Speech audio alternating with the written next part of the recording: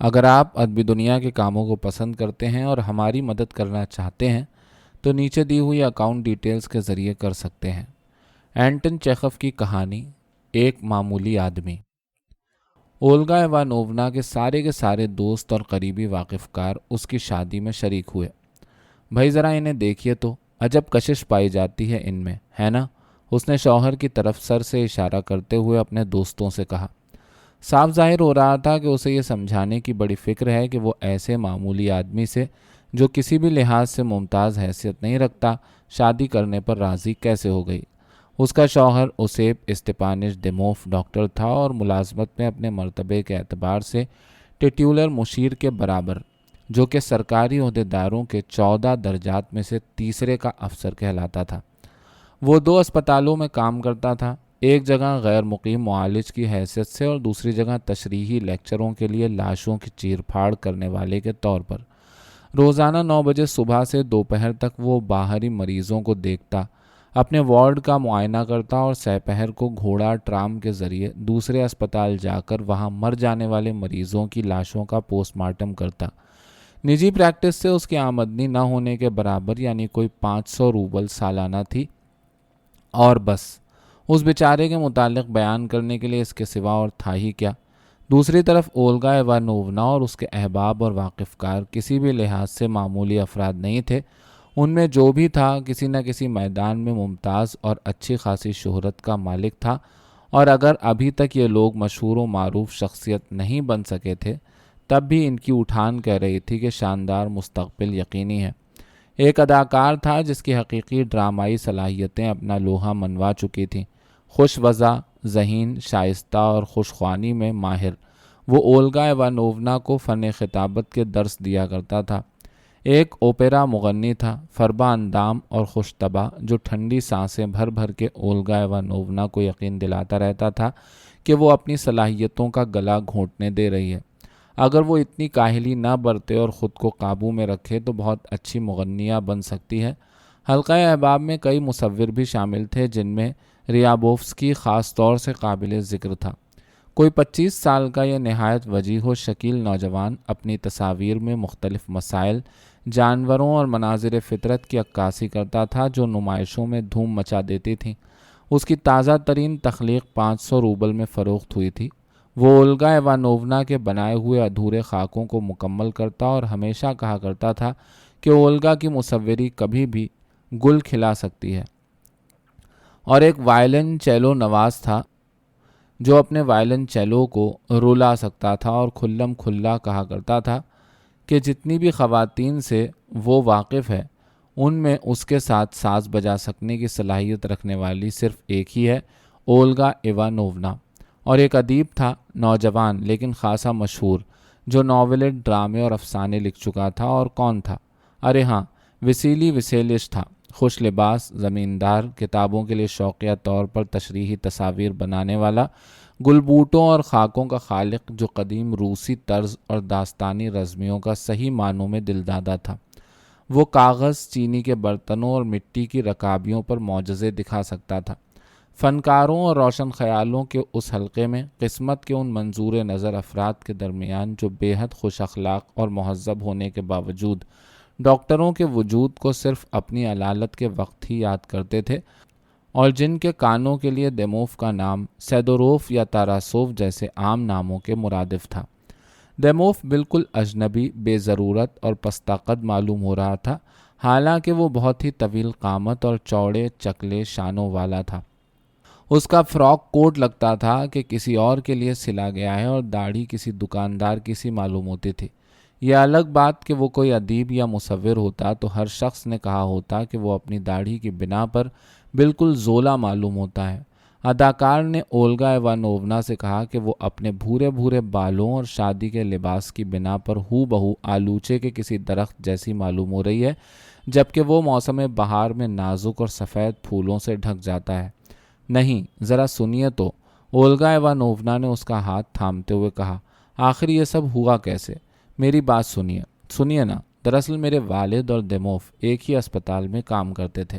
بیچارے والد بیمار پڑ گئے تو دیموف نے ان کی ایسی دیکھ بھال شروع کی کہ دن رات ہر وقت ان کے پلنگ سے لگے بیٹھے رہتے تھے۔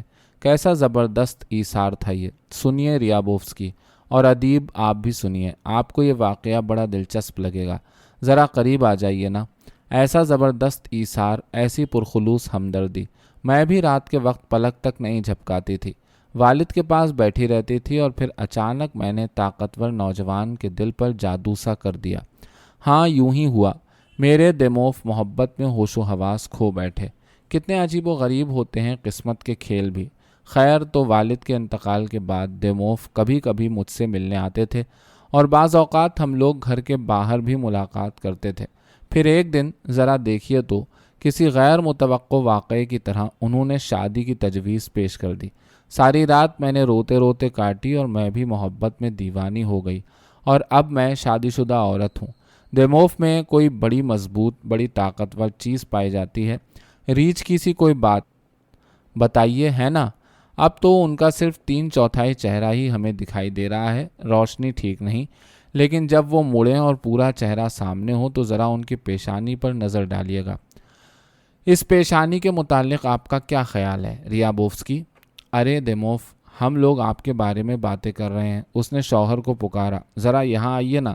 ریابوفسکی کی طرف اپنا پرخلوص ہاتھ بڑھائیے، یہ درست ہے، آپ دونوں میں دوستی ہونی چاہیے۔ دیموف نے خوش مزاجی سے بے تصنع مسکراہٹ کے ساتھ ریابوفسکی کی طرف ہاتھ بڑھایا اور کہا، آپ سے مل کر بڑی خوشی ہوئی۔ ایک ریابوفسکی نے میرے ساتھ بھی تعلیم مکمل کی تھی، وہ آپ کے رشتہ دار تو نہیں؟ اولگا ایوانوونا 22 سال کی تھی اور دیموف 31 سال کا۔ شادی کے بعد ان کی زندگی میں بہار آ گئی۔ اولگا ایوانوونا نے اپنے ڈرائنگ روم کی دیواریں اپنے اور اپنے احباب کے بنائے ہوئے فریم دار اور بغیر فریم کے خاکوں اور تصویروں سے ڈھک دیں، اور پیانو اور فرنیچر کے ارد گرد چینی چھتریاں، ایزل، رنگ برنگے پردے، خنجر، چھوٹی چھوٹی مورتیاں اور فوٹو فنکارانہ بے ترتیبی کے ساتھ ڈھیر کر دیے۔ کھانے کے کمرے میں اس نے دیوار پر لوک کتھاؤں اور گیتوں پر مبنی تصاویر، درختوں کی چھال کے جوتے اور دراتیاں لٹکائیں۔ ایک کونے میں ایک دراتی اور جیلی ساتھ ساتھ رکھی، اور اسی طرح اسے روسی طرز کا کھانے کا کمرہ بنا دیا۔ خوابگاہ میں کسی غار کا ماحول پیدا کرنے کے لیے اس نے اس کی چھت اور دیواریں سیاہ بانات سے ڈھک دیں، پلنگوں کے اوپر وینیسی طرز کا فانوس لٹکایا، اور دروازے پر ایک مورتی رکھ دی جو قدیم ہتھیار لیے ہوئے تھی، جس کا ایک سرا نیزہ تھا، دوسرا تیر، اور ہر ایک نے کہا کہ نوجوان جوڑے نے اپنی رہائش گاہ کو بہت آرام دہ بنا لیا ہے۔ اولگا ایوانوونا ہر روز 11 بجے سو کر اٹھتی تھی، جس کے بعد پیانو بجاتی، یا اگر دھوپ نکلی ہوتی تو کسی روغنی تصویر پر کام کرتی۔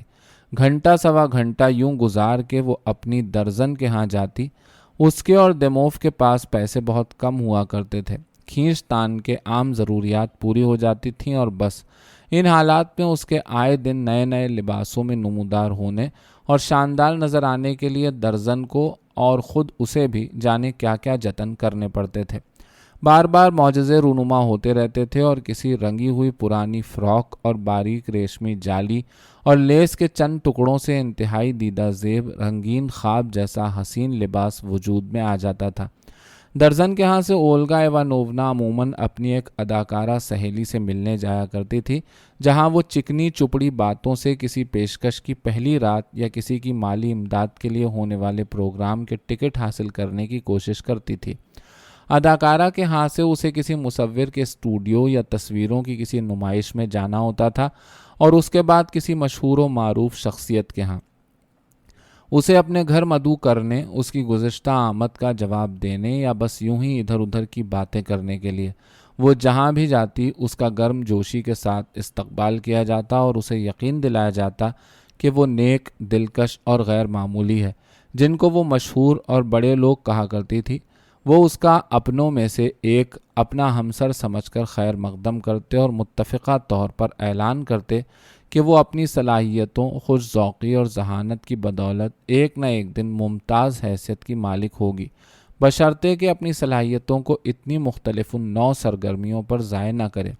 وہ گاتی تھی، پیانو بجاتی تھی، روغنی تصاویر اور چکنی مٹی کی مورتیاں بناتی تھی، شوقیہ ناٹکوں میں اداکاری کرتی تھی، اور یہ سب کچھ محض لشتم پشتم نہیں بلکہ حقیقی صلاحیت کا ثبوت دیتے ہوئے۔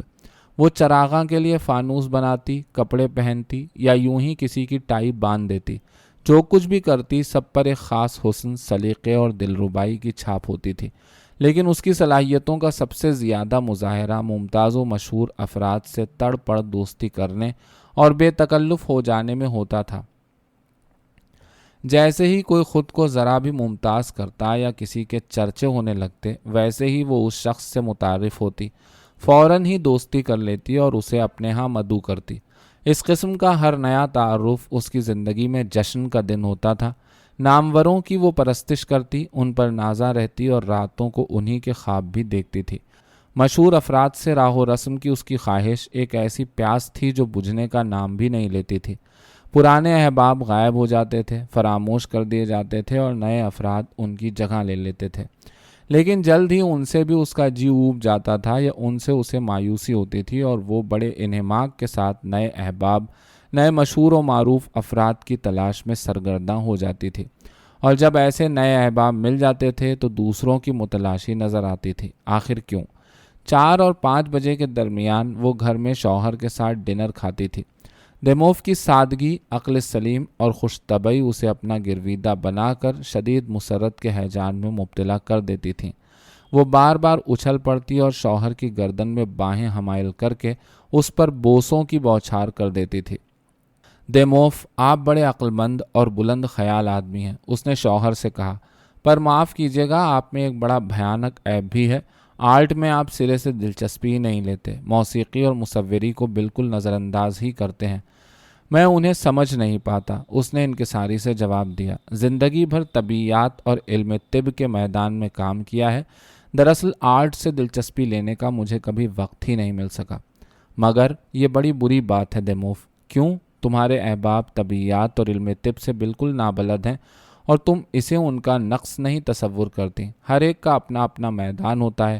میں قدرتی مناظر کی تصاویر یا اوپروں کو نہیں سمجھ پاتا، لیکن میں اس معاملے کو یوں دیکھتا ہوں، اگر کچھ ذہین افراد اپنی ساری زندگیاں ان کے لیے وقف کر دیتے ہیں اور کچھ دوسرے ذہین افراد ان پر کثیر رقم صرف کرتے ہیں تو یہ چیزیں یقیناً ضروری ہی ہوں گی۔ میں نہیں سمجھتا، لیکن اس کا یہ مطلب تو نہیں کہ انہیں نظر انداز کرتا ہوں۔ لائیے، میں آپ کا پرخلوص ہاتھ دبا دوں۔ ڈنر کے بعد اولگا ایوانوونا واقف کاروں سے ملنے جلنے کے لیے نکل کھڑی ہوتی تھی۔ اس کے بعد تھیٹر یا کسی کانسرٹ میں چلی جاتی تھی اور نصف شب کے بعد کہیں جا کے گھر لوٹتی تھی، اور یہ اس کا روز کا معمول تھا۔ ہر بدھ کی شام کو وہ اپنے گھر میں مہمانوں کا خیر مقدم کرتی تھی۔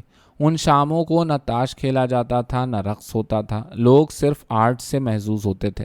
ڈرامہ تھیٹر کا اداکار خوش خوانی کرتا تھا، مغنی گاتا تھا، مصور البموں میں جن کی اولگا ایوانوونا کے پاس افراد تھی خاکے بناتے تھے، وائلن چیلو نواز اپنا ساز بجاتا تھا اور خود میزبان خاکے اور مورتیاں بناتی، گاتی اور پیانو پر سنگت کرتی تھی۔ خوش خوانی، بجانے اور گانے کے وقفوں میں یہ لوگ ادب، تھیٹر اور آرٹ کے بارے میں باتیں اور بحثیں کرتے تھے۔ مہمانوں میں خواتین نہیں شامل ہوتی تھیں کیونکہ اولگا ایوانوونا ایکٹریسوں اور اپنی درجن کے سوا تمام عورتوں کو گھٹیا اور وبال جان تصور کرتی تھی۔ بدھ کی ایک بھی شام ایسی نہیں ہوتی تھی جب میزبان دروازے کی گھنٹی کی ہر آواز پر چہرے کے فاتحانہ تاثر کے ساتھ یہ کہتی ہوئی اپنی جگہ سے اچھلنا پڑتی ہو، آ گئے وہ۔ اس ضمیر سے اس کا اشارہ پہلی بار مدعو کیے جانے والے کسی نامور شخص کی طرف ہوتا تھا۔ دیموف کبھی بھی ڈرائنگ روم میں موجود نہیں ہوتا تھا اور کسی کو اس کے وجود کا خیال تک نہیں آتا تھا، لیکن ٹھیک 11:30 بجے کھانے کے کمرے میں جانے کا دروازہ کھلتا، دیموف خوش اخلاقی اور نرمی سے مسکراتا، ہتھیلیوں کو ایک دوسرے سے رگڑتا ہوا در میں نمودار ہوتا اور کہتا تھا، آپ لوگ کھانے پر تشریف لائیے۔ سب لوگ ایک قطار کی شکل میں کھانے کے کمرے میں داخل ہوتے اور ان کی آنکھوں کا ہر بار وہی چیزیں خیر مقدم کرتیں۔ کستورے کی ایک ڈش، ران کے گوشت کا ایک بڑا ٹکڑا، سارڈین مچھلیاں، پنیر، ایسٹرجن مچھلیوں کے نمک پڑے ہوئے انڈے، سرکے میں پڑی ہوئی سانپ چھتریاں، ہلکی شراب سے بھری شیشے کی 2 سرائیاں اور ووڈکا۔ میرے پیارے، اولگا ایوانوونا انتہائی مسرت کے جوش میں اپنے ہاتھوں کو ایک دوسرے سے جکڑ کر کہتی تھی، آپ واقعی بے حد دلکش ہیں۔ ذرا آپ لوگ ان کی پیشانی کو تو دیکھیے۔ دیموف، ہم لوگوں کی طرف رخ تو کیجیے، دیکھیے آپ لوگ بنگال کے شیر جیسا چہرہ اور اس پر نرمی اور دلکشی ایسی جیسے کسی ہرنی کی ہو، کتنے پیارے لگتے ہیں۔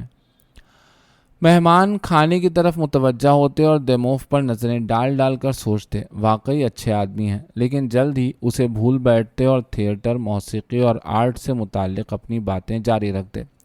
نوجوان جوڑا خوش تھا، زندگی اطمینان سے گزر رہی تھی۔ ہنی مون کا تیسرا ہفتہ البتہ کوئی خاص ہنسی خوشی سے نہ گزرا، بلکہ پریشان کن ثابت ہوا۔ دیموف کو اسپتال میں ہمرا مرض لگ گیا۔ اسے 6 دنوں تک صاحب فراش رہنا اور اپنے خوبصورت کالے کالے بالوں کو بالکل جڑوں کے پاس تک ترشوا دینا پڑا۔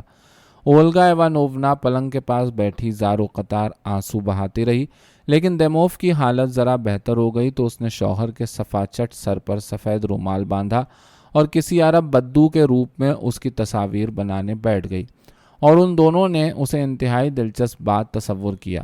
پوری طرح صحت یاب ہو کر وہ کام کرنے کے لیے پھر اسپتال جانے لگا، لیکن 3 دنوں کے بعد ہی نئی مصیبت نازل ہو گئی۔ میری قسمت ہی کھوٹی ہے اولگا، اس نے ایک روز ڈنر کے دوران کہا۔ آج میں نے 4 پوسٹ مارٹم کیے اور اپنی 2 انگلیاں کاٹ لیں۔ مجھے اس کا پتہ گھر واپس لوٹنے کے بعد ہی چل سکا۔ اولگا ایوانوونا تشویش میں مبتلا ہو گئی۔ وہ مسکرا دیا، کہنے لگا کہ یہ تو معمولی بات ہے، اور پوسٹ مارٹم کے دوران اکثر اس کے ہاتھ کہیں نہ کہیں کٹ جاتے ہیں۔ میں خیالوں کی رو میں بہہ جاتا ہوں اولگا، اور ویسے مزاجن بھی کھویا کھویا رہتا ہوں۔ اولگا ایوانوونا بڑی پریشانی کے ساتھ خون میں زہر پھیل جانے کا انتظار کرنے لگی۔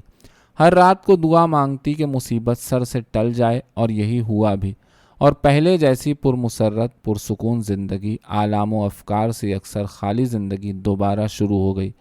حال شاندار تھا اور جلد ہی بہار آنے کو تھی۔ ان دونوں پر دور سے مسکراتی اور اپنے دامن میں بے شمار مسرتیں لاتی ہوئی بہار۔ مسرتوں کا سلسلہ ہمیشہ ہمیشہ جاری رہنے کو تھا۔ اپریل، مئی اور جون، تینوں مہینے ماسکو سے کافی فاصلے پر داچا میں چہل قدمیوں، مصوری، مچھلی کے شکار اور بلبلوں کے گیتوں کے درمیان گزرنے والے تھے، اور جولائی سے خزاں تک کا زمانہ دریائے وولگا کے کنارے مصوروں کی سیر و گشت کے لیے وقف تھا، جس میں اولگا ایوانوونا کو مصوروں کے حلقے کی مستقل رکن کی حیثیت سے شرکت کرنی تھی۔ اس نے اپنے لیے موٹے کپڑے کے 2 سفری لباس سلوا لیے تھے، اور مختلف رنگ، ڈھیروں برش، کینوس اور رنگ ملانے کی ایک نئی تختی بھی خرید چکی تھی۔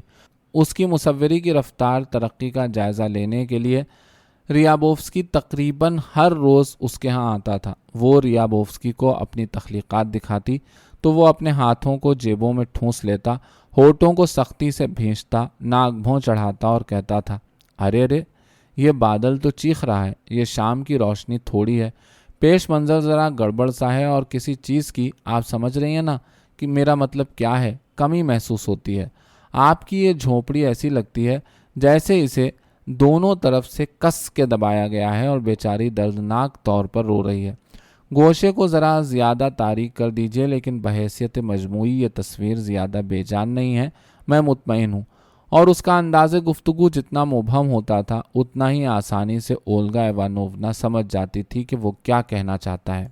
ایسٹر کے بعد کے 7ویں اتوار کے اگلے روز دیموف نے سپہر کو بیوی کے لیے داچے لیے جانے کی خاطر مٹھائیاں اور کھانے کی کچھ دوسری چیزیں خریدیں۔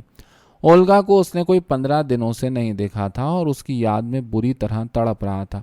ٹرین کے سفر کے دوران اور اس کے بعد جھاڑیوں کے بن میں اپنے داچے کو تلاش کرتے وقت بھوک کی شدت سے اس کا برا حال تھا، اور وہ بیوی کے ساتھ بیٹھ کر اطمینان سے رات کا کھانا کھانے اور پھر بستر میں گھس جانے کے خواب دیکھ رہا تھا۔ اسے اپنے بنڈل کو، جو اسٹرجن مچھلیوں کے انڈوں، پنیر اور سکھائی ہوئی مچھلیوں پر مشتمل تھا، دیکھ دیکھ کے خوشی ہو رہی تھی۔ آخرکار جب اسے داچے کو تلاش کرنے میں کامیابی حاصل ہوئی تو آفتاب غروب ہو چکا تھا۔ بوڑھی نوکرانی نے اسے بتایا کہ مالکن گھر میں نہیں ہے، لیکن شاید جلد ہی واپس آ جائیں گی۔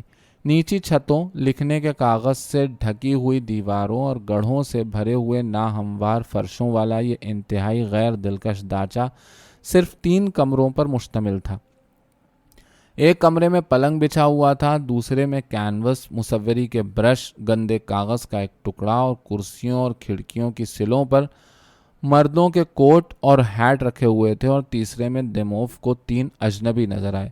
दो मर्द सांवले और दढ़ियल थे और तीसरा साफ मुड़ी हुई दाढ़ी मूछों वाला बज़ाहिर कोई अदाकार मालूम हो रहा था। मेज़ पर रखे हुए समावार से भाप निकल रही थी। कहिए, आपको क्या चाहिए? अदाकार ने देमोव को गैर दोस्ताना अंदाज से देखते हुए गहरी आवाज़ में पूछा। ओल्गा इवानोवना से मिलना है, ज़रा इंतज़ार कीजिए, वो आती ही होंगी।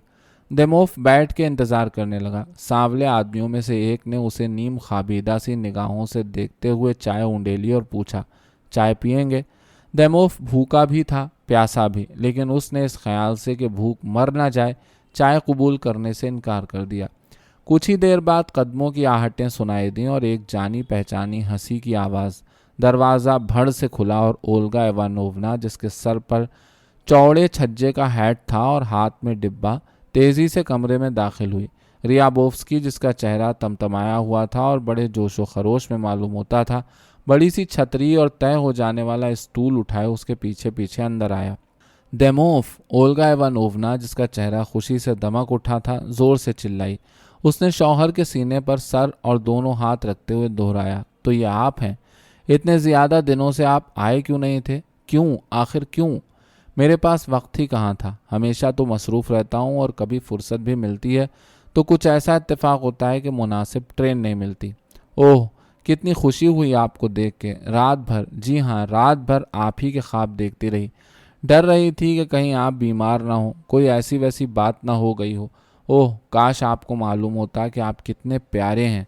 कितना अच्छा हुआ जो आप आ गए। आप मेरे निजात दहिंदा हैं, सिर्फ आप ही मुझे बचा सकते हैं।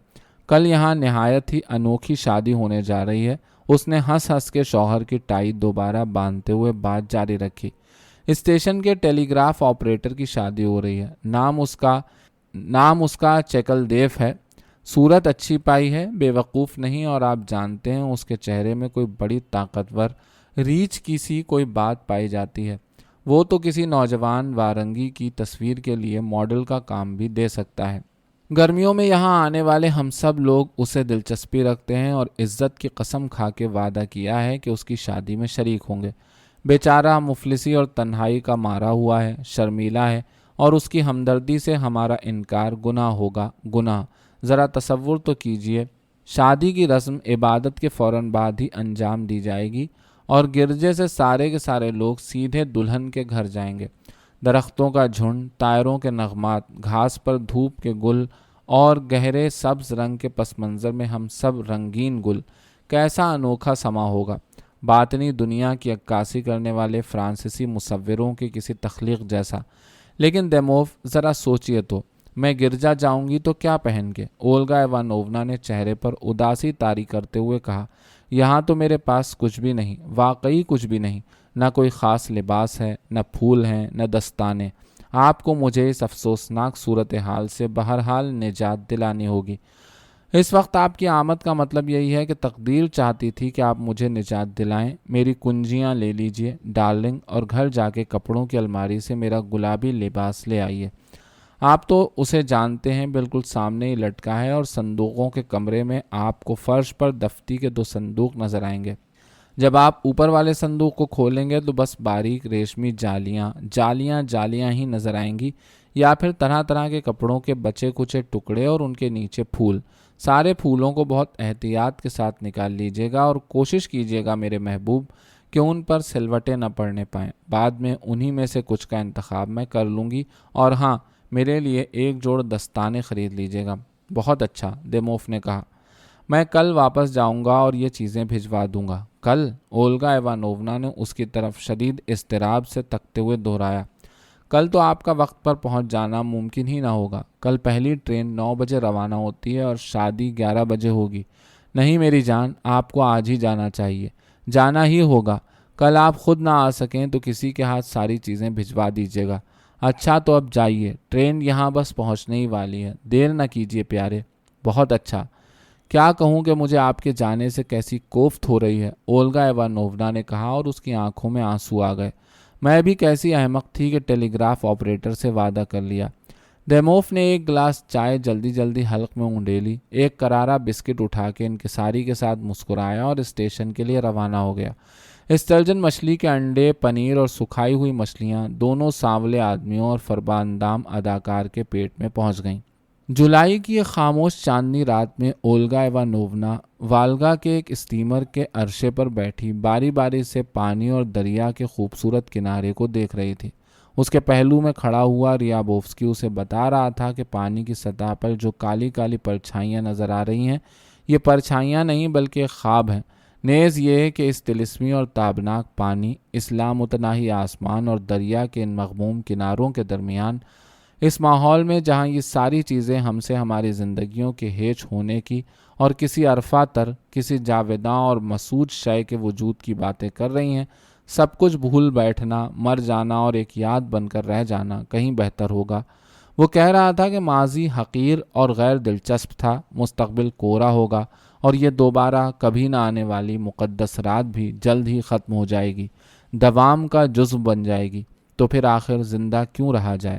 اور اولگا ایوانوونا نے باری باری سے ریابوفسکی کی آواز اور رات کے سناٹے کو سنا اور اپنے آپ سے کہا کہ وہ جاوداں ہے، کہ وہ کبھی نہ مرے گی۔ طرح طرح کے رنگ بدلتا ہوا پانی جیسا کہ اس نے زندگی میں کبھی بھی نہیں دیکھا تھا، آسمان، دریا کے کنارے، سیاہ پرچھائیاں اور اس کی روح کو معمور کرتی ہوئی بے پایاں مسرت، ساری چیزوں نے اس سے کہا کہ وہ ایک دن عظیم مصور ہوگی اور یہ کہ دوریوں سے آگے، چاندنی رات سے آگے، کہیں لامحدود خلا میں اس کی کامیابی، شہرت اور عوام کی محبت اس کی منتظر ہیں۔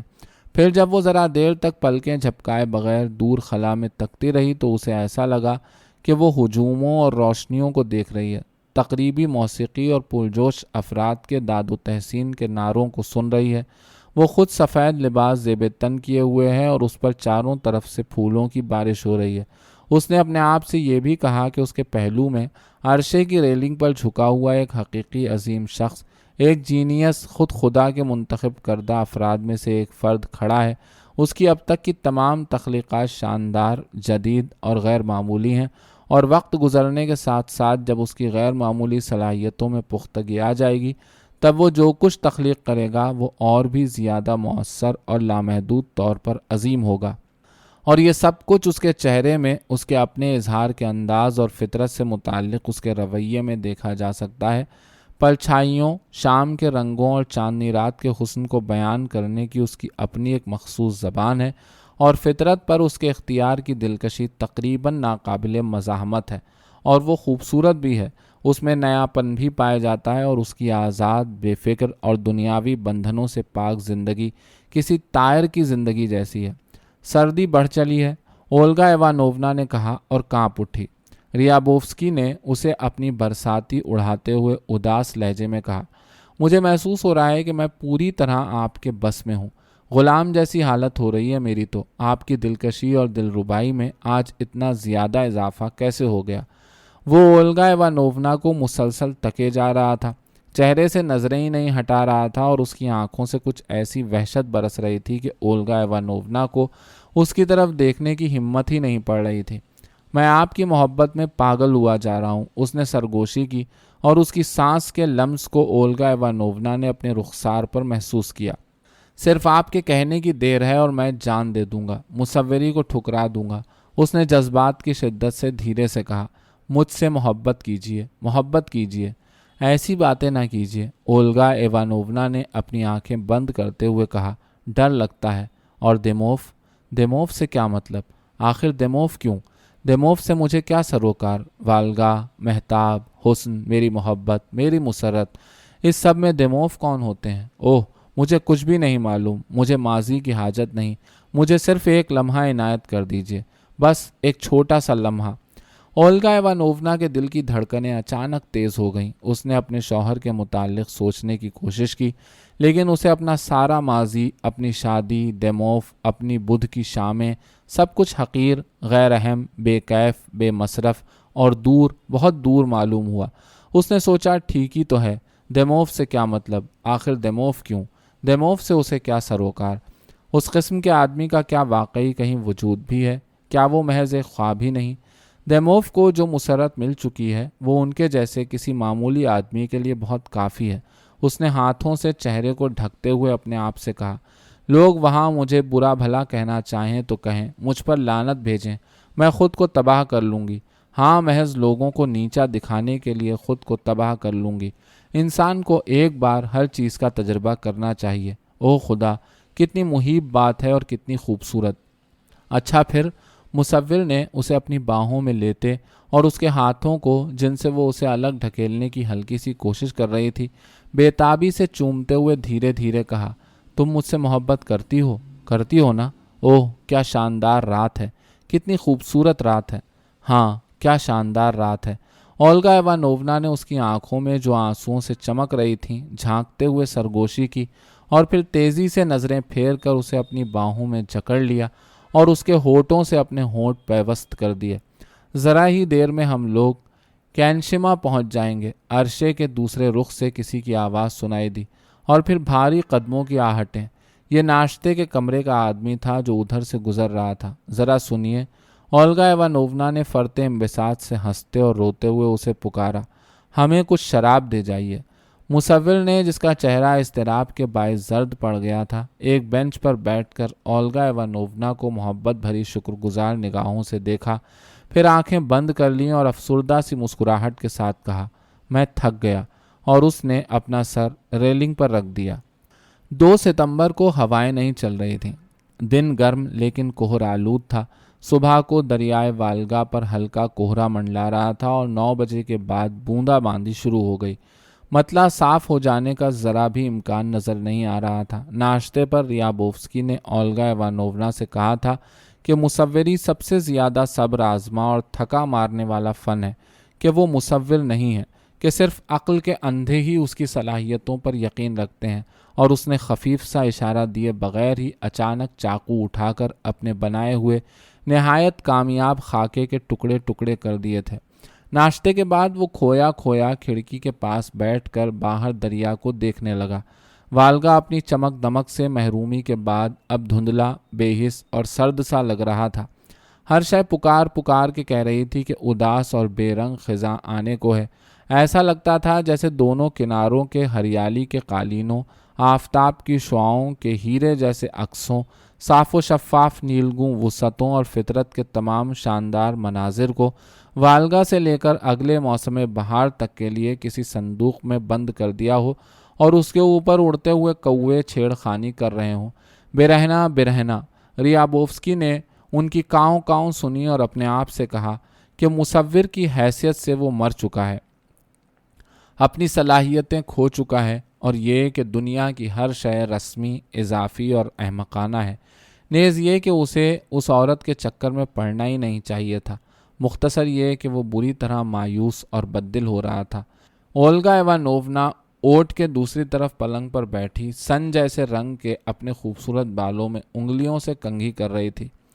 تصور میں خود کو اپنے ڈرائنگ روم، خوابگاہ اور شوہر کے مطالعے کے کمرے میں دیکھ رہی تھی۔ اس کے تصور نے اسے تھیٹر پہنچایا، درزن کی دکان اور اس کے مشہور و معروف دوستوں کے ہاں لے گیا۔ اس لمحے وہ لوگ کیا کر رہے ہوں گے؟ کبھی ان لوگوں کو اس کا خیال بھی آتا ہوگا؟ سیزن شروع ہو چکا تھا اور یہ اس کے ہاں ہر بدھ کی شام کو ہونے والی پارٹیوں کے متعلق سوچنے کا وقت تھا۔ اور دیموف، پیارا دیموف، بیچارہ کتنی خاکساری، کیسی بچکانہ اداسی کے ساتھ اپنے خطروں میں اس سے گھر لوٹانے کی التجا کرتا رہا تھا۔ وہ ہر ماہ 75 روبل بھیجتا تھا، اور جب وہ لکھتی تھی کہ اس نے مصوروں سے 100 روبل قرض لے لیے ہیں تو مزید 100 روبل بھی بھیج دیتا تھا۔ کیسا نیک اور دریا دل آدمی تھا۔ سفر اولگا ایوانوونا کو ہلکان کر چکا تھا۔ اس کا جی اوب رہا تھا۔ وہ ان کسانوں اور دریا سے اٹھتی ہوئی نمی کی بو سے دور بھاگ کھڑے ہونے اور جسمانی گندگی کے اس احساس سے دامن چھڑانے کے لیے بری طرح تڑپ رہی تھی جو آج ایک تو کل دوسرے گاؤں میں کسانوں کے کچے گھروں میں قیام کے دوران مسلسل اس پر مسلط رہتا تھا۔ ریابوفسکی نے مصوروں سے 20 ستمبر تک ٹھہرے رہنے کا پکا وعدہ نہ کر لیا ہوتا تو وہ دونوں آج ہی یہاں سے چل کھڑے ہوتے، اور کتنا اچھا ہوتا یہ۔ او خدا، ریابوفسکی نے کراہتے ہوئے کہا، آخر آفتاب کب نمودار ہوگا؟ ذرا بھی دھوپ نہیں۔ ایسے میں دھوپ میں نہائے ہوئے منظر کی عکاسی تو نہیں کر سکتا۔ ایک ادھوری تصویر ابر آلود آسمان کی بھی تو ہے۔ اولگا ایوانوونا نے اوٹ کے پیچھے سے باہر آتے ہوئے کہا، یاد نہیں کیا؟ ارے وہی جس کے پیش منظر میں دائیں جانب جنگل ہے اور بائیں جانب گائیں اور راج ہنس۔ इसे अब मुकम्मल कर सकते हो। हो, मुसव्विर ने बुरा मान के मुंह बनाया। मुकम्मल कर लूं? क्या वाकई आप मुझे ऐसा गधा तसव्वुर करती हैं जिसे बताया जाए कि क्या करना चाहिए? मेरे मुताल्लिक तुम्हारा रवैया कितना बदल गया। ओल्गा इवानोवना ने ठंडी सांस भरी। और बहुत अच्छा भी हुआ। ओल्गा इवानोवना का चेहरा फड़क उठा। वो जाके आतिशदान के सामने खड़ी हो गई और सिसकियां भरने लगी। और अब आंसू, जैसे इन्हीं की तो कसर रह गई थी। बंद भी कीजिए ये सिलसिला। मेरे रोने के लिए तो 1000 असबाब हैं, फिर भी मैं नहीं रोता। 1000 असबाब? ओल्गा इवानोवना ने सिसकी भरी। ख़ास सबब सिर्फ यह है कि मुझसे आपका जी भर गया। जी हाँ, जी भर गया। और वो रोने लगी। सच पूछिए तो हमारी मोहब्बत से आपको शर्म महसूस होती है। आप डरते हैं कि कहीं मुसव्विरों को भनक ना लग जाए। हालांकि इस मामले को छुपाया नहीं जा सकता और उन लोगों को तो जाने कभी से इसका इल्म है। सुनिए ओल्गा, आपसे मेरी सिर्फ एक गुजारिश है। मुसव्विर ने अपने दिल पर हाथ रखकर मिन्नत समाजत के लहजे में कहा। सिर्फ एक गुजारिश, मुझे तन्हा छोड़ दीजिए। इसके सिवा मैं आपसे और कुछ भी नहीं चाहता। लेकिन कसम खाइए कि आप अब भी मुझसे मोहब्बत करते हैं। कैसी शदीद अजियत है ये। मुसव्विर ने भिचे हुए दांतों से फुनकार मारी और उछल के खड़ा हो गया। इसका अंजाम ये होगा कि मैं वालगा में डूब मरूंगा या पागल हो जाऊंगा। मुझे तन्हा छोड़ दीजिए। तो मुझे मार डालिए, मार डालिए। ओल्गा इवानोवना चीख उठी। मार डालिए ना। वो फूट फूट कर रोने लगी और दोबारा ओट के पीछे चली गई। बारिश प्याल के छप्पर पर सरसरा रही थी। रियाबोव्स्की कुछ देर तक सर को दोनों हाथों से भींचे कमरे में लंबे लंबे डग भरता रहा। फिर चेहरे के कुछ ऐसे तासुर के साथ जैसे बहस में किसी को कायल कर दिया हो, टोपी पहनकर बंदूक शाने से लटकाई और बाहर निकल गया। उसके चले जाने के बाद ओल्गा इवानोवना देर तक अपने पलंग पर लेटी आंसू बहाती रही। फिर उसने सोचा, कैसी शानदार बात होगी अगर वो जहर खा ले और रियाबोव्स्की अपनी वापसी पर उसे मुर्दा पाए। लेकिन जल्द ही उसके ख्यालात अपने ड्राइंग रूम और शौहर के मुताल्ले के कमरे की तरफ मुंतकिल हो गए और उसने देखा कि वो देमोव के पहलू में चुपचाप बैठी सुकून और सफाई के पुरजोश एहसास से लुत्फानंदोज हो रही है और फिर थिएटर में बैठी माज़ेनी का गाना सुन रही है। इस तसव्वुर के साथ ही महज़्ज़ब दुनिया से, शहर के शोर व गुल से, मशहूर व मुमताज़ लोगों से कुर्बत की शदीद आरजू ने उसके दिल को माहिए बेआब कर दिया। इतने में एक देहाती औरत घर में आई और दोपहर का खाना पकाने के लिए इत्मीनान के साथ आतिशदान को दहकाने लगी। सुलगती हुई लकड़ियों की बू चारों तरफ फैली और धुएं से फिजा नीलगू हो गई। मुसव्विर, जिनके लॉन्ग बूट कीचड़ से लथपथ थे और चेहरे बारिश से भीगे हुए, अंदर दाखिल हुए। उन्होंने एक दूसरे की तस्वीर पर नज़रें दौड़ाईं और इस ख्याल से ख़ुद को तसल्ली देने लगे कि वालगा ख़राब मौसम में भी एक मखसूस हुस्न रखता है। दीवार पर आवेज़ां सस्ती घड़ी का पिंडोलम टिक टिक टिक टिक किए जा रहा था। सर्दी से ठिठुरी हुई मक्खियाँ मुक़द्दस तस्वीरों के पास वाले गोशे में इकट्ठा होकर धीरे धीरे भिनभिना रही थीं और बेंचों के नीचे तिल चट्टे उभरी हुई कतारों में रेंगते फिर रहे थे। रियाबोव्स्की गुरूब आफ्ताब के वक्त वापस लौटा। उसने टोपी मेज़ पर उछाल दी, कीचड़ में सने हुए लॉन्ग बूट उतारे बगैर थकन से चूर चूर जिस्म को बेंच पर ढेर कर दिया और आंखें बंद कर लीं। मैं थक गया, उसने कहा, और पपोटों को उठाने की कोशिश में उसकी भवें फड़क उठें। ओल्गा इवानोवना ने उसकी नज़रें इनायत हासिल करने और ये दिखाने की फ़िक्र में कि वो नाराज़ नहीं है, उसके पास जाके खामोशी से उसका बोसा लिया और उसके भूरे भूरे बालों में कंघी फेरी। बालों में कंघी करने की ख्वाहिश उसके दिल में बिल्कुल अचानक ही पैदा हुई थी। ये क्या है? रियाबोव्स्की ने यूं चौंक कर जैसे किसी चिपचिपी चीज़ ने उसे छू लिया हो आंखें खोलते हुए कहा, ये क्या है? मुझे मेरे हाल पर छोड़ दीजिए, बड़ी इनायत होगी। वो ओल्गा इवानोवना को अलग धकेल के उससे कुछ दूर हट गया और ओल्गा इवानोवना को उसके चेहरे पर नफरत और झल्लाहट की झलक नजर आई। ठीक उसी वक्त औरत करम कल्ले के सूप की प्लेट को एहतियात के साथ दोनों हाथों से पकड़े हुए रियाबोव्स्की के पास आई और ओल्गा इवानोवना ने देखा कि औरत के दोनों मोटे मोटे अंगूठे सूप में डूबे हुए हैं।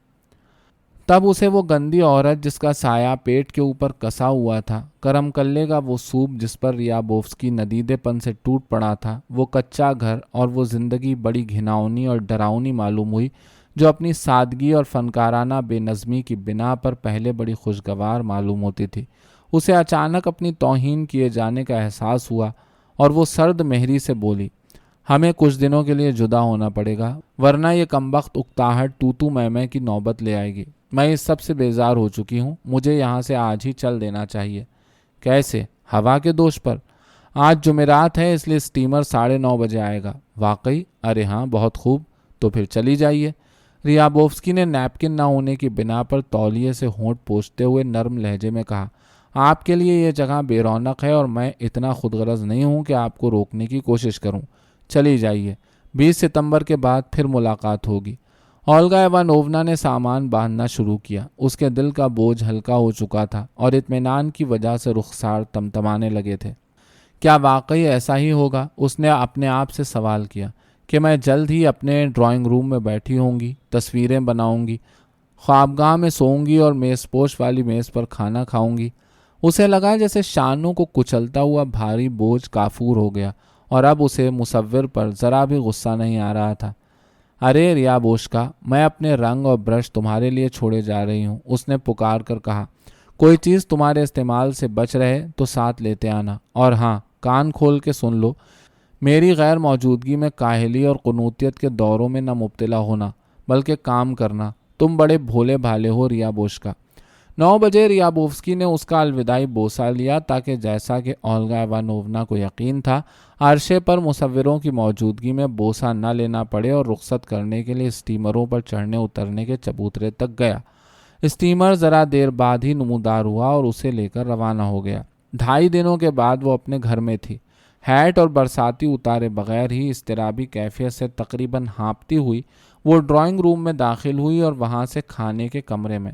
دیموف کوٹ اتارے، واسکٹ کے بٹن کھولے، میز کے پاس بیٹھا، کانٹے کے دندانوں پر رگڑ رگڑ کر چاقو کو تیز کر رہا تھا، اور اس کے سامنے پلیٹ میں بھنا ہوا ایک بھٹ تیتر رکھا تھا۔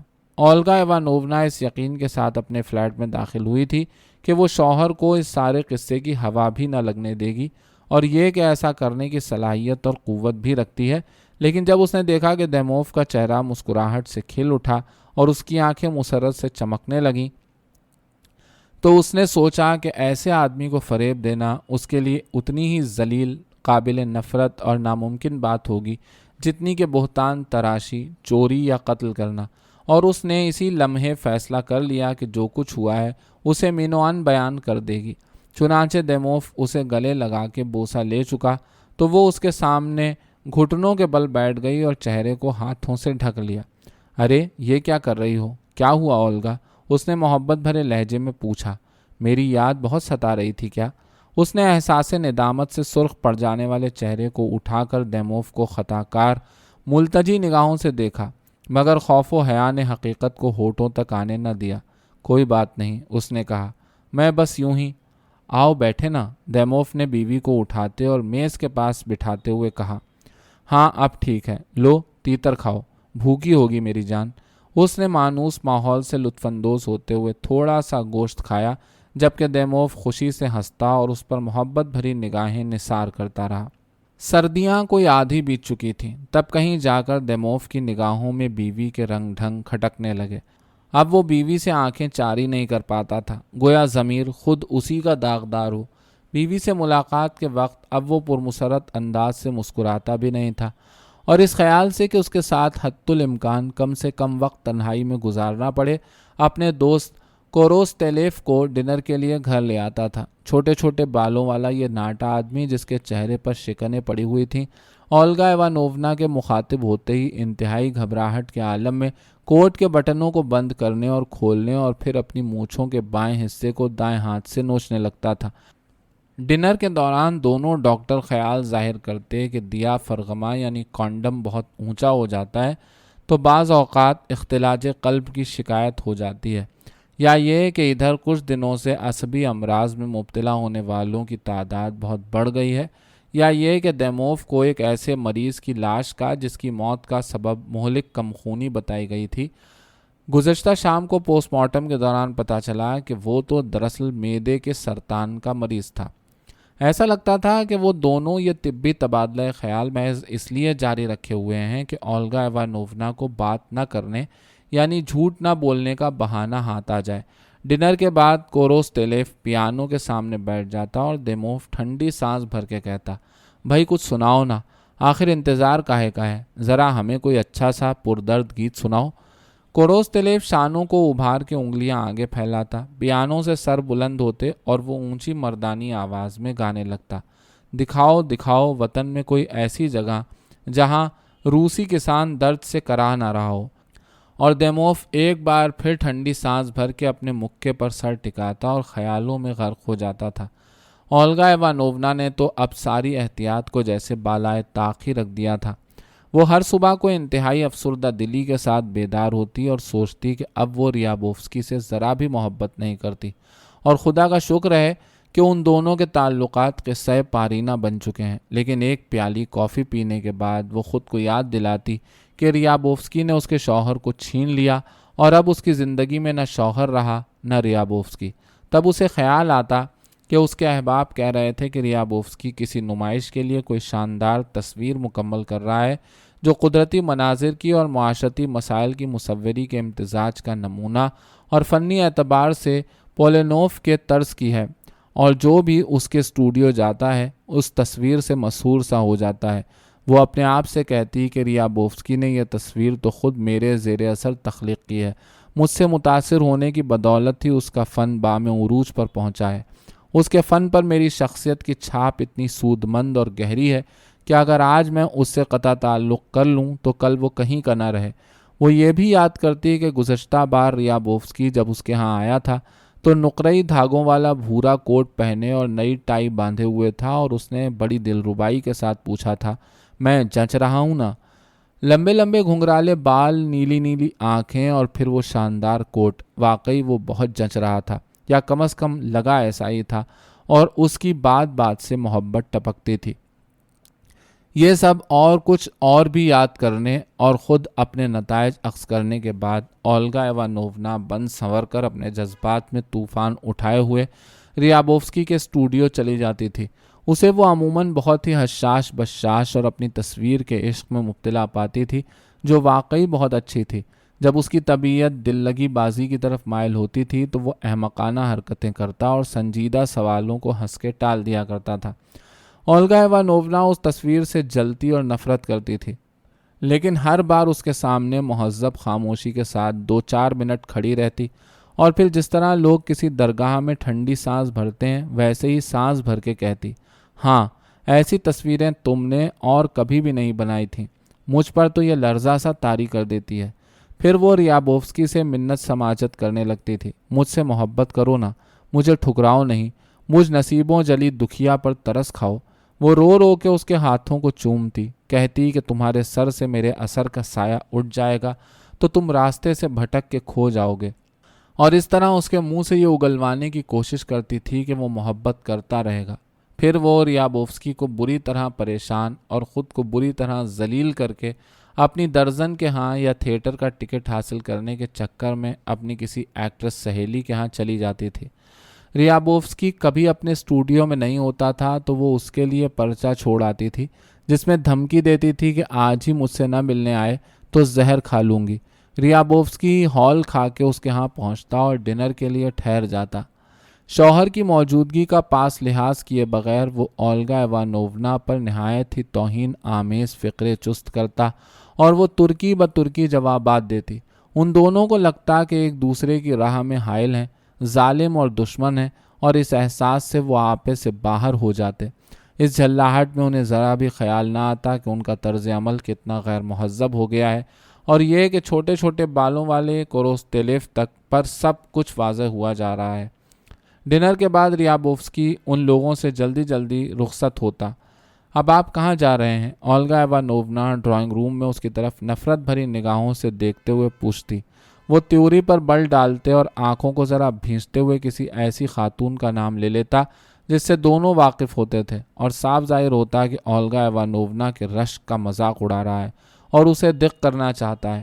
وہ اپنی خوابگاہ میں جا کے لیٹ جاتی اور رشک، غصے، توہین اور شرم کے مارے تکیے کو دانتوں سے کاٹنے اور زور زور سے رونے لگتی تھی۔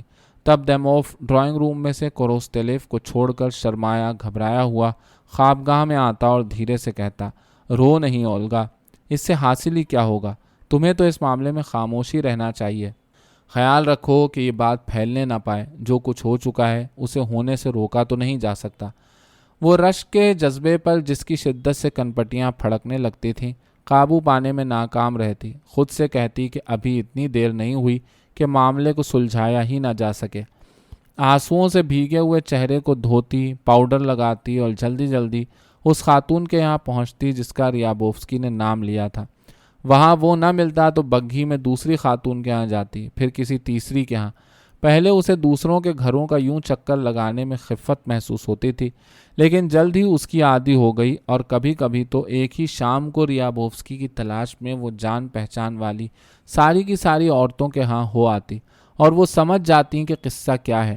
ایک بار اس نے ریابوفسکی سے اپنے شوہر کے متعلق کہا، اس شخص کی عالی ظرفی میرے لیے وبال جان ہے۔ یہ جملہ اسے اتنا پسند آیا کہ ریابوفسکی سے، اس کے معاشقے کے رازدار مصوروں سے جب بھی ملاقات ہوتی تھی وہ اپنے شوہر کا ذکر چھیڑ کے بڑے زوردار انداز میں کہتی تھی، اس شخص کی عالی ظرفی میرے لیے وبال جان ہے۔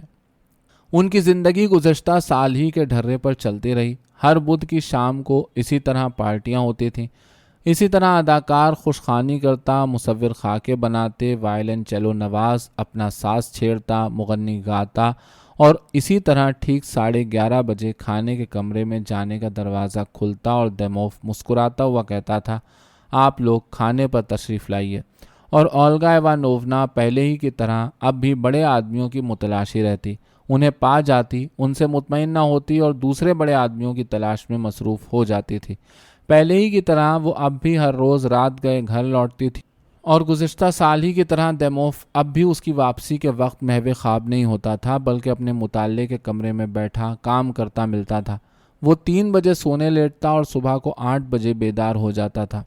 ایک شام کو وہ تھیٹر جانے سے قبل آئینے کے سامنے اپنے بناؤ سنگار کا آخری جائزہ لے رہی تھی تو فراک کوٹ اور سفید ٹائی میں ملبوس دیموف خوابگاہ میں داخل ہوا۔ اس نے نرمی سے مسکراتے ہوئے بیوی کی آنکھوں سے اگلے وقتوں کی طرح آنکھیں چار کیں۔ اس کے چہرے پر مسرت رقصاں تھی۔ میں اپنا تحقیقی مقالہ پیش کر کے آ رہا ہوں، اس نے بیٹھ کر پتلون کو گھٹنوں پر برابر کرتے ہوئے کہا۔ کامیاب رہا؟ بس نہ پوچھو۔ اس نے ہنستے ہوئے بیوی کے چہرے کے عکس کو آئینے میں دیکھنے کے لیے گردن آگے نکالی، کیونکہ وہ اب بھی اس کی طرف پیٹ کیے ہوئے کھڑی اپنے بالوں کے سنگار کو آخری روپ دے رہی تھی۔ بس نہ پوچھو، اس نے ایک بار پھر کہا، اور جانتی ہو قوی امکان ہے کہ مجھے مرضیات کا ڈوزنٹ مقرر کر دیا جائے۔ لگتا تو بالکل ایسا ہی ہے۔ دیموف کا پرمسرت دمکتا ہوا چہرہ کہہ رہا تھا کہ اولگا ایوانوونا اگر اس کی اس خوشی اور شاندار کامیابی پر خاطر خواہ رد عمل ظاہر کرے تو وہ اس کی حال ہی کی نہیں بلکہ مستقبل کی کوتاہیوں کو بھی معاف کرنے کو، سب کچھ بھول جانے کو تیار ہے۔ لیکن اس کی بیوی نہ مرضیات کو سمجھ سکی نہ ڈوزنٹ کو، اور ویسے بھی اسے ڈر تھا کہ تھیٹر جانے میں تاخیر نہ ہو جائے، اس لیے وہ خاموش ہی رہی۔ دیموف چند لمحوں تک بیٹھا رہا اور پھر معذرتی انداز میں مسکراتا ہوا وہاں سے چلا گیا۔ کتنا پریشان کن دن تھا یہ۔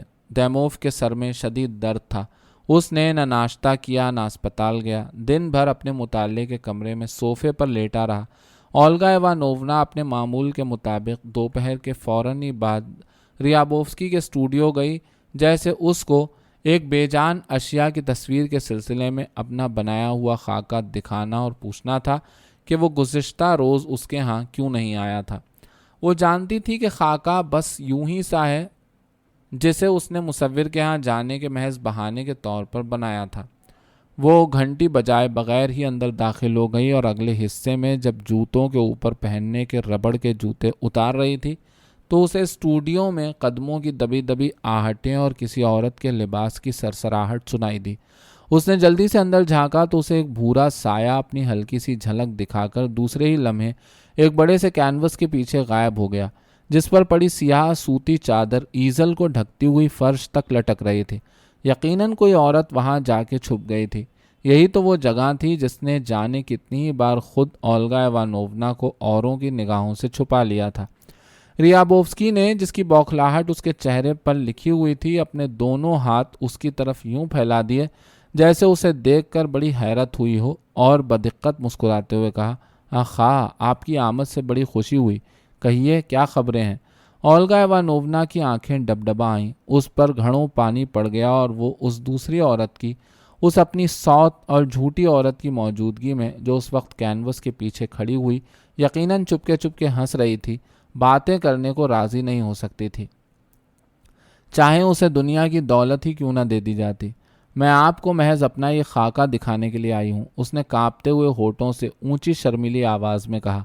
یہ ایک نیچر مولٹ ہے۔ آخا، خاکہ؟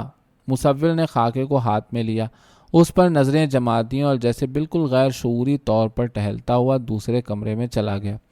اولگا ایوانوونا بڑی فرما برداری کے ساتھ اس کے پیچھے ہو لی۔ نیچر موڈ، بے مثال، وہ بڑبڑایا اور قافیہ تلاش کرتے ہوئے میکانکی انداز میں اضافہ کیا۔ محال، خیال، سوال، وبال۔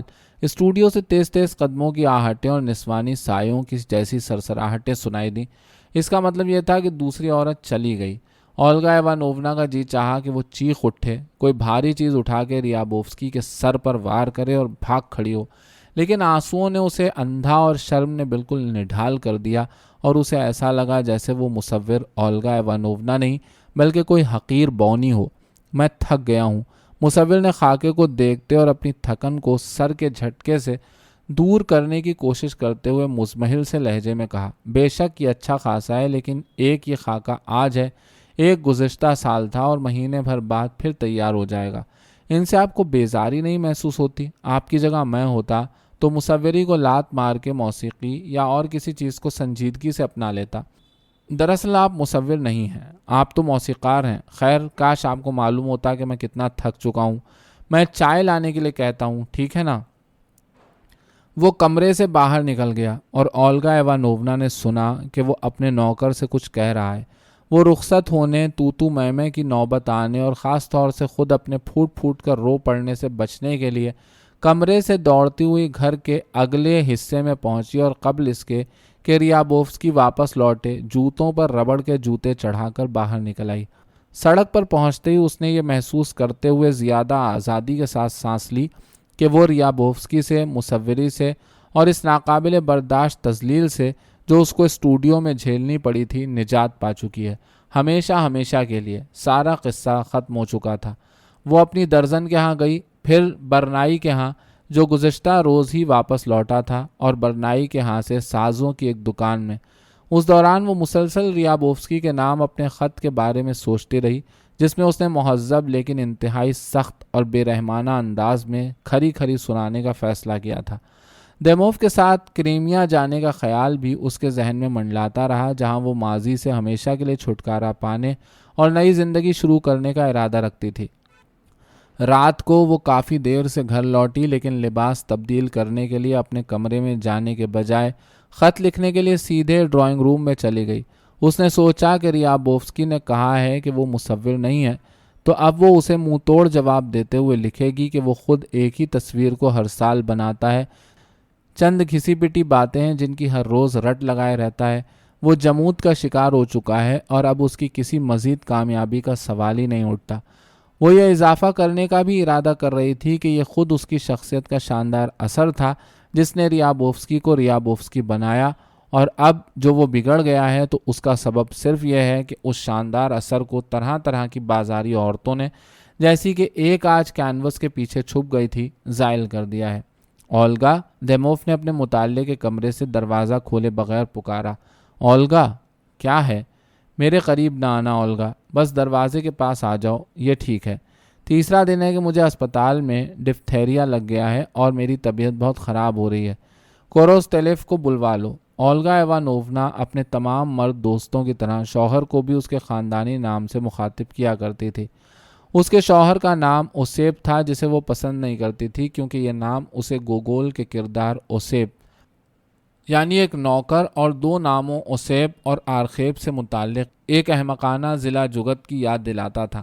لیکن اس وقت وہ پکار اٹھی، نہیں اوسیپ، یہ سچ نہیں ہو سکتا، تم انہیں بلوا لو، میری حالت ٹھیک نہیں، دیموف نے کمرے کے اندر سے کہا، اور اولگا ایوانوونا کو اس کے صوفے تک جانے اور اس پر لیٹنے کی آوازیں سنائی دیں۔ انہیں بلوا لو۔ دیموف کی آواز کھوکھلی سی لگی۔ کیا واقعی یہ ممکن ہے؟ اولگا ایوانوونا نے جس پر ہول طاری ہو گیا تھا سوچا، ارے یہ تو خطرناک ہے۔ وہ بغیر یہ جانے ہوئے کہ ایسا کیوں کر رہی ہے موم بتی جلا کے اپنی خوابگاہ میں لے گئی اور سوچنے لگی کہ اسے کیا کرنا چاہیے۔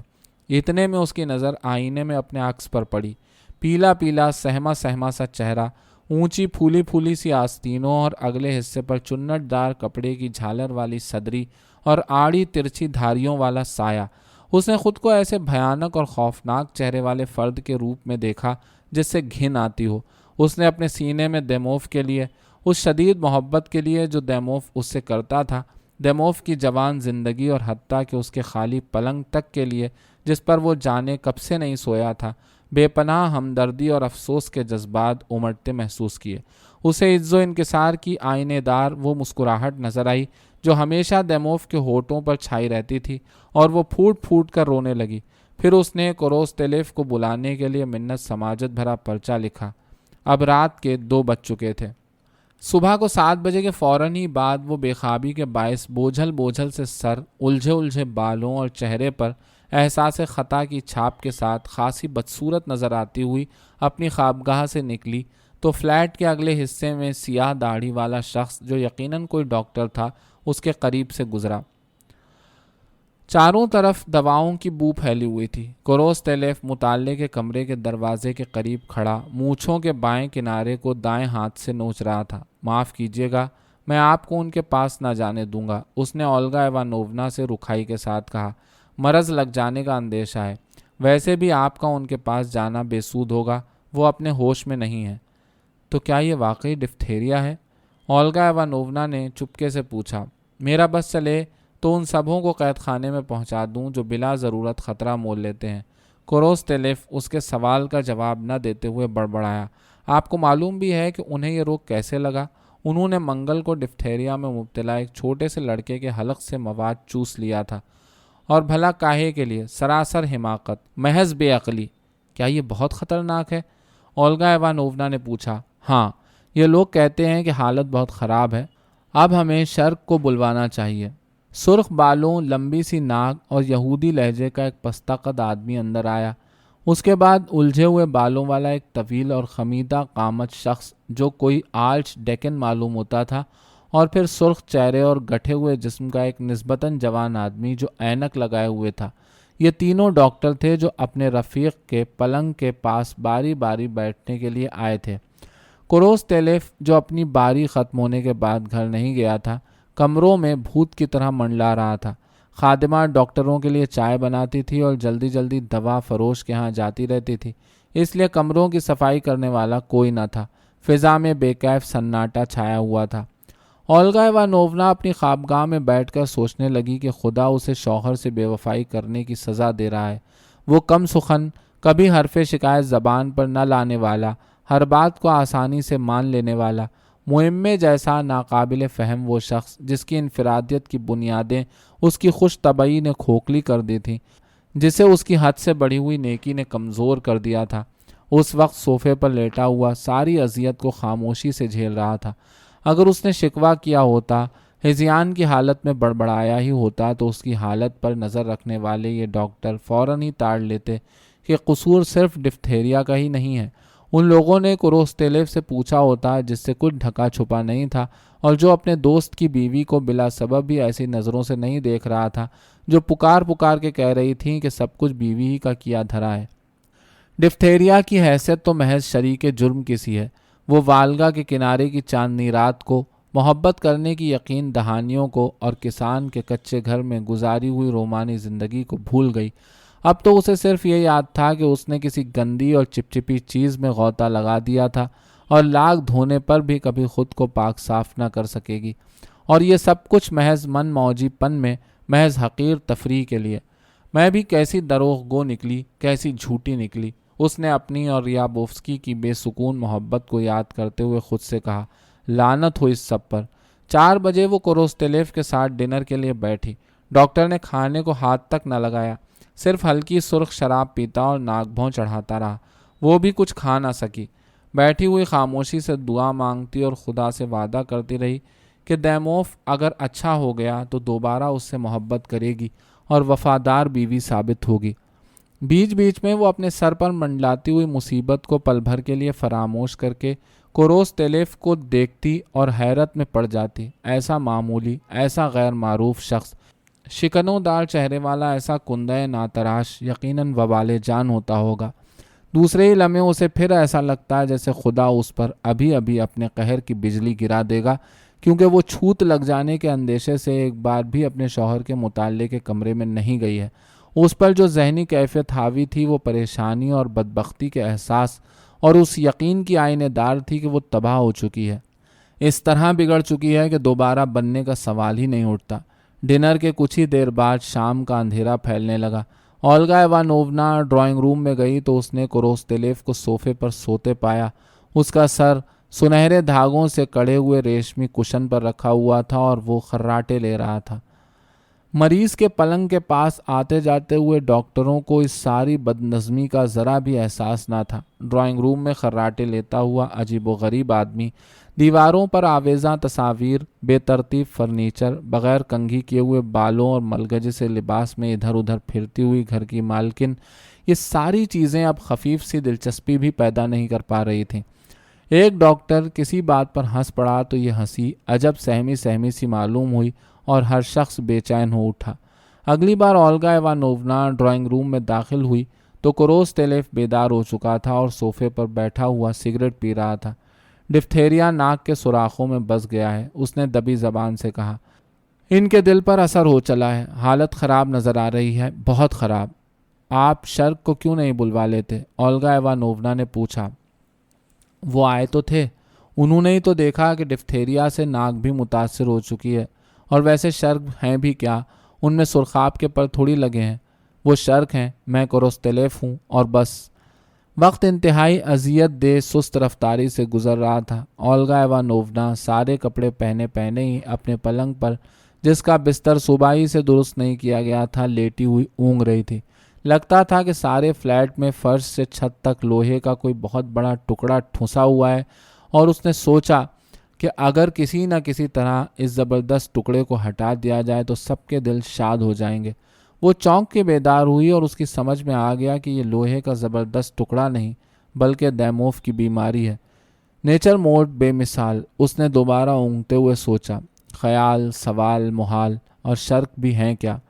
شرک، کسک، پھڑک، بھڑک، اور میرے سارے احباب کہاں ہیں؟ ہماری پریشانیوں کی انہیں خبر بھی ہے؟ او پروردگار، ہمیں محفوظ رکھ، ہم پر رحم کر۔ شرک، کسک، اور ایک بار پھر لوہے کا وہی زبردست ٹکڑا۔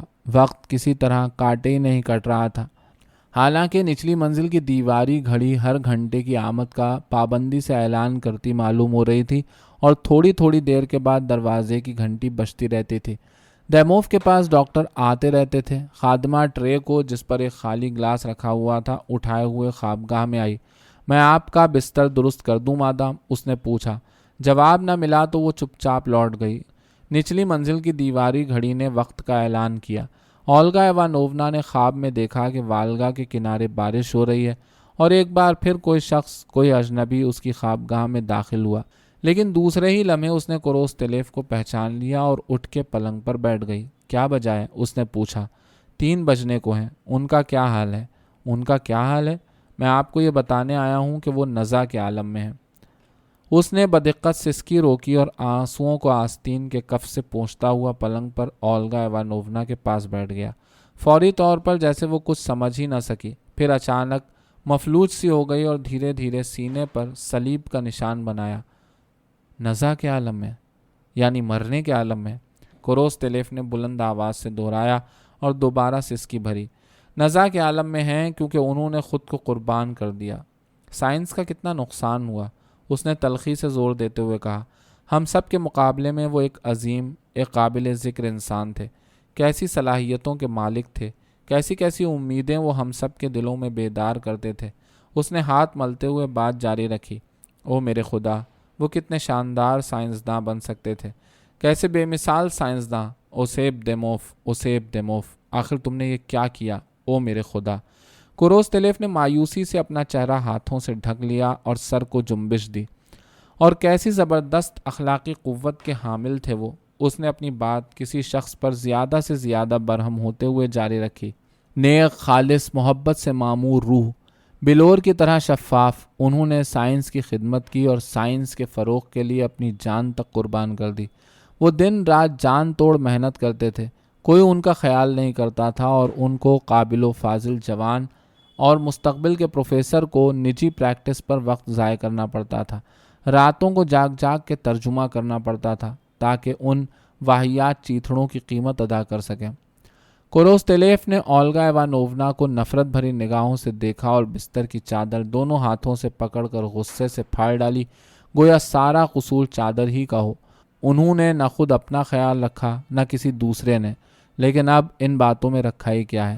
جی ہاں، وہ بڑے شاندار انسان تھے۔ ڈرائنگ روم سے آتی ہوئی گہری آواز سنائی دی۔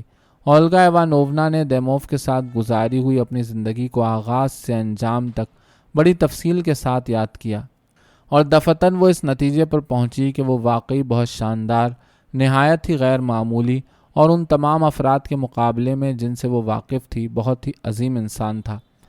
پھر اسے یاد آیا کہ اس کا باپ اپنی زندگی میں دیموف کی کتنی عزت کرتا تھا، خود دیموف کے ساتھی اس سے کیسی محبت سے پیش آتے تھے، اور وہ اس نتیجے پر پہنچی کہ ان سب لوگوں نے دیموف کی شخصیت میں مستقبل کے مشہور و معروف شخص کی جھلک دیکھ لی تھی۔ دیواریں، لیمپ اور فرش پر بچھا ہوا قالین، ساری چیزیں مذاق اڑانے والے انداز میں اسے آنکھ مارنے لگیں، جیسے کہہ رہی ہوں تم نے موقع کھو دیا۔ وہ روتی ہوئی بڑی تیز رفتاری سے اپنی خوابگاہ سے نکلی، ڈرائنگ روم میں کسی اجنبی سے ٹکراتے ٹکراتے بچی اور اپنے شوہر کے مطالعے کے کمرے میں پہنچ گئی۔ وہ صوفے پر بے حس و حرکت لیٹا ہوا تھا اور اس کا جسم کمر تک کمبل سے ڈھکا ہوا تھا، چہرہ بری طرح سکڑ اور سوکھ سا گیا تھا اور اس پر ایسی خاکستری مائل پیلاہٹ چھا گئی تھی جو زندوں کے چہروں پر کبھی نظر نہیں آتی۔ صرف پیشانی، سیاہ بھووں اور جانی پہچانی مسکراہٹ سے ہی اندازہ ہوتا تھا کہ یہ دیموف ہے۔ اولگا ایوانوونا نے جلدی جلدی اس کے سینے، پیشانی اور ہاتھوں کو چھوا۔ سینہ تو اب بھی گرم تھا، لیکن پیشانی اور ہاتھ برف ہو چکے تھے، اور اس کی نیم و آنکھیں اولگا ایوانوونا کو نہیں بلکہ کمبل کو تک رہی تھیں۔ دیموف، اس نے زور سے پکارا، دیموف! وہ اسے یہ کہنے کو بےتاب تھی کہ جو کچھ ہوا وہ سب غلط تھا، پانی ابھی سر سے اونچا نہیں ہوا، زندگی میں اب بھی بہار آ سکتی ہے، اور یہ کہ دیموف ایک غیر معمولی، ممتاز اور عظیم انسان ہے۔ وہ عمر بھر اس کی پرستش کرے گی، اس کے سامنے سر جھکائے گی، اس سے ایک طرح کا مقدس خوف محسوس کرے گی۔ دیموف! اولگا ایوانوونا نے اس کا شانہ ہلاتے ہوئے پکارا۔ اسے یقین ہی نہیں آ رہا تھا کہ دیموف اب کبھی بھی بیدار نہ ہوگا۔ دیموف! دیموف! میں پکار رہی ہوں۔ اور ڈرائنگ روم میں کوروستیلیف خادمہ سے کہہ رہا تھا، اس میں مشورہ کرنے والی کون سی بات ہے؟ گرجے میں جا کر پوچھ لیجئے کہ خیرات لینے والی عورتیں کہاں رہتی ہیں، وہ آ کے میت کو غسل دیں گی اور سب کچھ ٹھیک کر دیں گی، جو کچھ ضروری ہے سب کر دیں گی۔